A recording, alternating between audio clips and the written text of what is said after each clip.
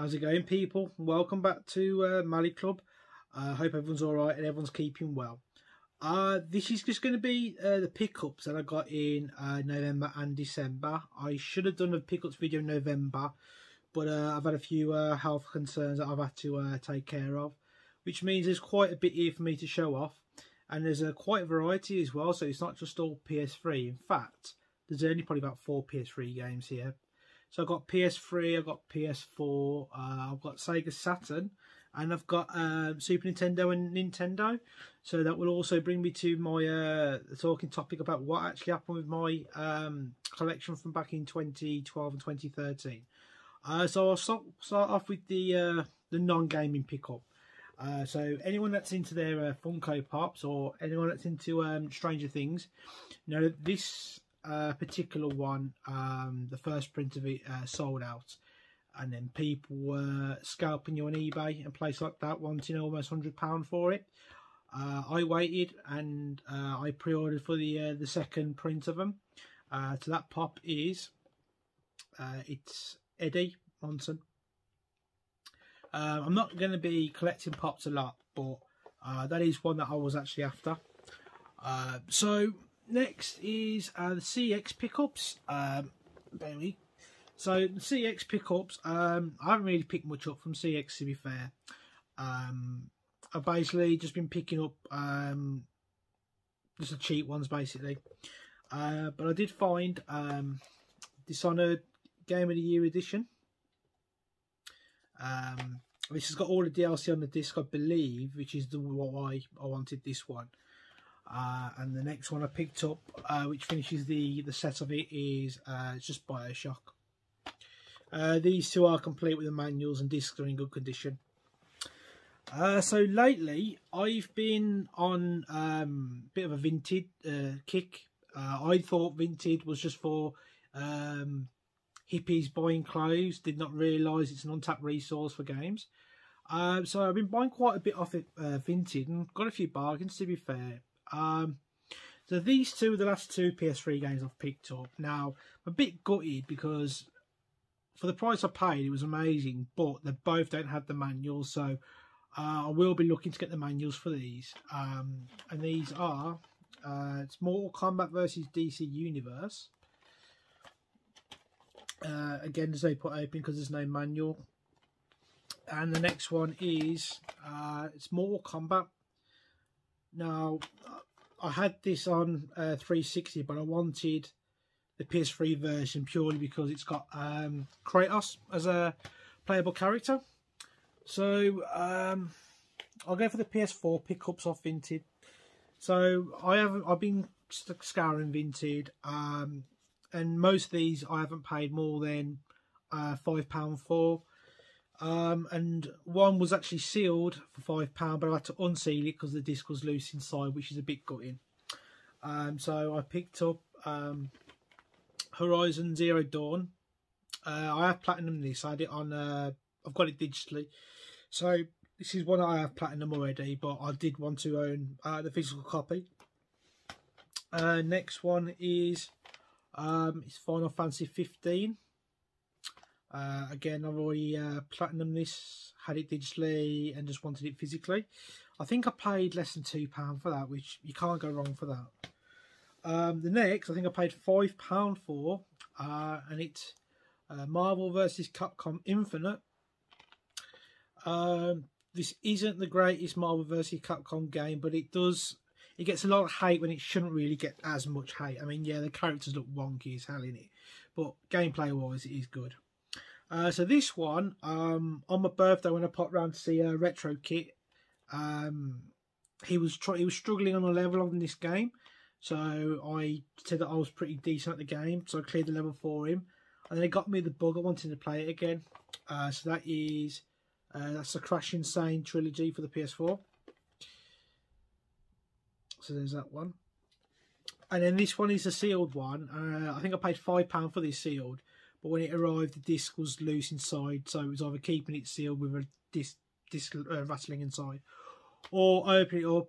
Haven't played it yet, which I am looking forward to, and that is Doom Eternal.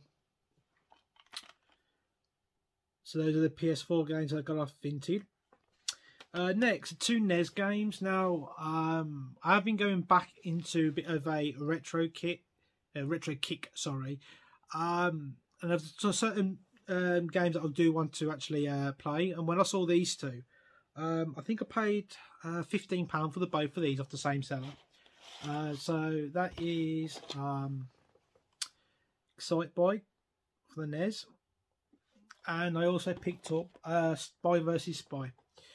Now, I always like the art of this one, so interested to see how that one plays. So next, I had some money off work for Christmas. First time in 4.5 years, so at least had something this year anyway. So with them, I picked up a couple of games from the January sale. So I picked up The Last of Us Part 2. I know I said I wouldn't talk about this game, but I am willing to give it another go. But yeah, I picked up that sealed from Argus. I think I paid £9 for it, which, you know, I wasn't going to turn that down. And this game I picked up off Amazon, I believe. I think I paid £15 for it brand new. And that's Cyberpunk 2077. I've just installed this, so I am kind of looking forward to see how this plays after it's been patched up to hell. I'm looking forward to see if it actually is worth playing, and you know, if the hate that it got is warranted. So the next game I picked up is a game that I've been playing a lot of. Literally planned it last night. Absolutely love this game. That is God of War Ragnarok. I think it took me about 70 hours just to get the platinum. But yeah, it's amazing. All the plaudits it gets fully deserves. So next, me and Retro Kit went to Vintage Gamer on Friday, because as Nick's reopened up, and those that follow Nick or Vintage Gamer have known what actually happened at the store late last week after they opened up, which is heartbreaking for the guy. So I thought, well, I want to go down at least, you know, if any way I can help him, I would. But he didn't need our help at the time, so I thought, well, the best way I could help him is to buy some stock off him. So I picked up some Saturn games and a SNES game. Apologies for the break. So yeah, so I picked up 3 Sega Saturn games and the SNES game. So I'll probably show the games off first, and then I'll go into the talking topic about what actually happened. So SNES game I picked up was Super Punch Out. I am actually looking for the NES version of Punch Out, and I didn't realise that there's 2 different Punch Outs. You got Punch Out and Mike Tyson's Punch Out, so you learn something new every day. And then we go on to the Saturn games. Now all these are complete with the manuals. I'm not going to go in the rigmarole trying to open them up because they'll probably all fall to pieces. So the first one I picked up is Athlete Kings. Absolutely love Athlete Kings. I'm one of these that thinks Athlete Kings is better than Winter Heat. So there's that. Next is a staple for the system. I did pick this up about 6 months ago off CX, but I had to send it back because the disc wouldn't work. It's Daytona USA. There's that one. And then finally, because it was cheap, I picked up Sega Worldwide Soccer 97. Right, so I'll go into the talking topic now. So I started retro game collecting probably back in, say, 2011, 2012, if I remember correctly.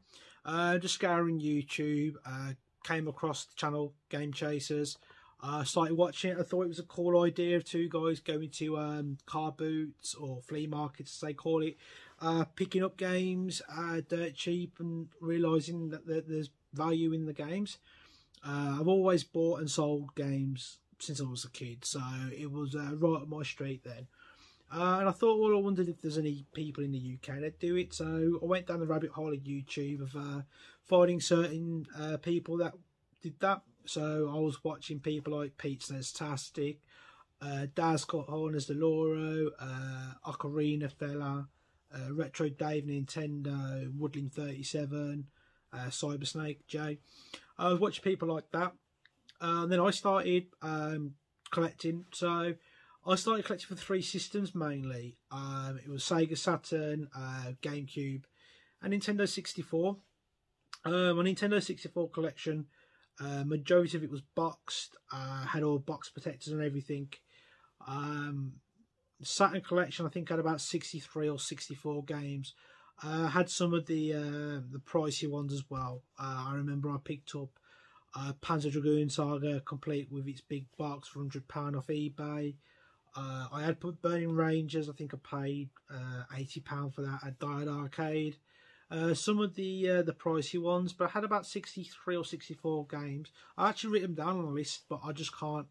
I haven't looked at the list to get the actual figure. But then tragedy struck because I was going for the full set of Sega Saturn. I used to live in what's called a townhouse, so it's like a 3-story house with a flat roof. And I got back from work one day and the roof literally caved in, near enough. So where the games was, it was like Niagara Falls running down the wall.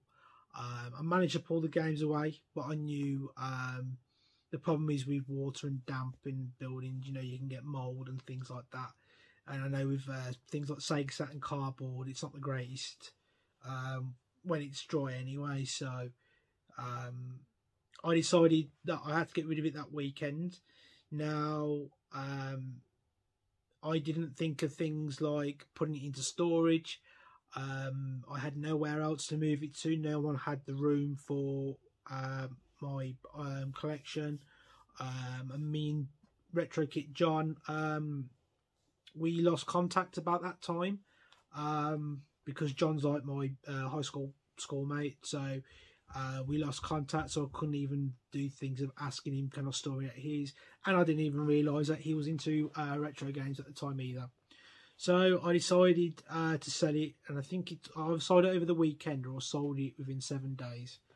The Sega Saturn collection, I sold it to a guy who used to have a video game store in, it was like a Spencer's Market, if you remember what Spencer's Markets were.